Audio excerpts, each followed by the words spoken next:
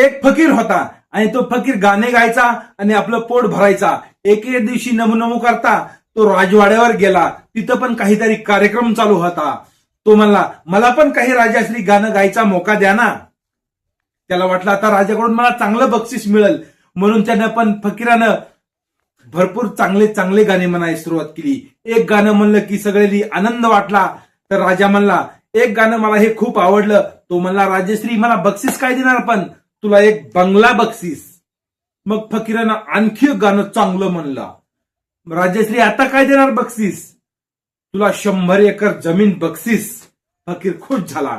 मग फकीर तिसरं गाणं म्हणाला आणि मग म्हणला राजाला, आता मला काय बक्षीस देणार?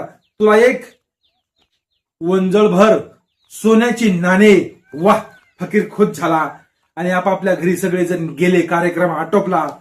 त्याला झालं 1-2 महिने झालं. फकीर वाट पाहतोय नेमका आता राजाचं बक्षीस येतंय तरी कधी. पण 2 महिन्यानंतर फकीर राजाकडे गेला आणि म्हणाला, राजश्री, त्या दिवशी मी तुम्हाला गाणे ऐकवले, तुम्हाला खुश केलं आणि तुम्ही मला काही जे आश्वासन दिले होते की मी तुला बंगला देईल, मी तुला 100 एकर जमीन देईल, मी तुला सोनं देईल, हे कधी देता?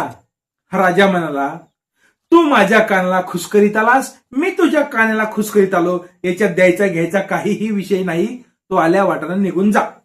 अशी असतात बघा मोठ्या लोकांची आश्वासनं.